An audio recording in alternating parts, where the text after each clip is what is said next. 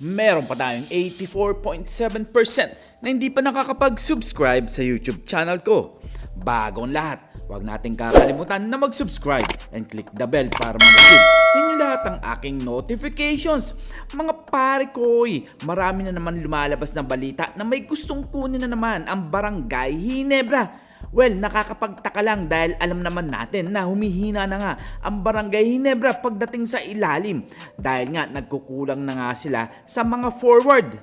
Ayon nga sa mga balita, naglabas nga si Snow Badwa na Ginebra reportedly wants Justin Aranya and Lex too, but Converge is saying no, di kami taga-Bukid, no? Well, alam nyo ba ang taga-Bukid na hindi naman sila basta-basta na pwedeng tuwanan ng isang player hindi na katulad nung ibang team dyan. Well, alam nyo na kung ano ang aking ibig sabihin. Well, si Justin Aranya nga nagbibigay nga ng panalo sa Converge at napakalakas neto sa ilalim at napakabata pa na medyo magtatagal nga ito sa koponan.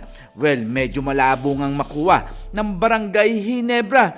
Well, kung ako ang tatanungin mga pare ko, si Justin Aranya malaki talaga maitutulong sa Barangay Ginebra once na nakuha nga nila ito dahil nga kulang nga sila sa forward at sa sentro.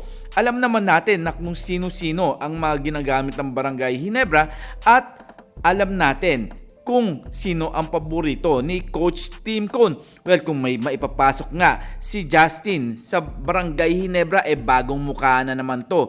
Well, sana nga kung makukuha man, sino naman kaya ang pwedeng ipalit dito?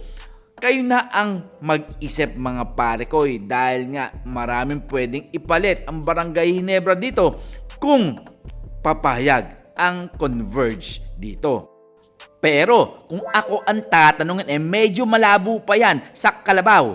Well, dumako naman tayo dito kay Sydney Onwoberry dahil nga may mga nagsabi o naglabas ng balita na si Sydney Onwoberry nga gusto na daw lumipat sa ibang koponan dahil nga hindi nga siya nagagamit. Dahil alam naman natin na si Sydney Onwoberry napunta na to sa Rain or Shine pati na rin sa ibang koponan na kinuha naman ng Barangay Ginebra dahil sa pinaglaruan niya nga sa dalawang team na yon ng Northport pati na rin sa Rain or Shine napakaganda ipinapakita nito at hindi nga siya nababangko. Ewan ko nga lang talaga dito sa Barangay Ginebra bakit ayaw gamitin ang player na to na talagang napakagaling at napakalakas pagdating sa ilalim.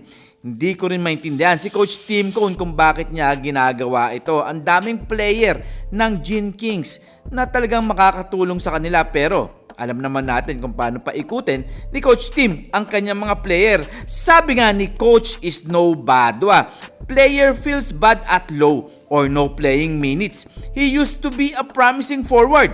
He hopes to get the playing time or would want his team to send him to other ball club where he can have value. Let the player play or let him plant the seed with another team siguro. Very good pa kayo.